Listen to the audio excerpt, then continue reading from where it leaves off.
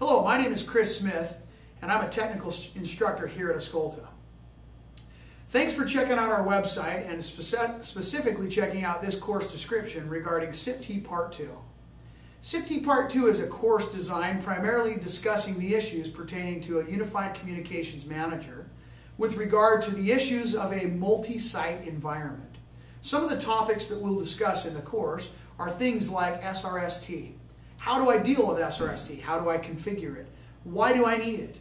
Another very important subject that we'll look at pertaining to the SIP-T Part 2 class are features that pertain to a distributed environment. For example, things like extension mobility, single number reach, some of the kinds of things that are very specific to a multi-site environment.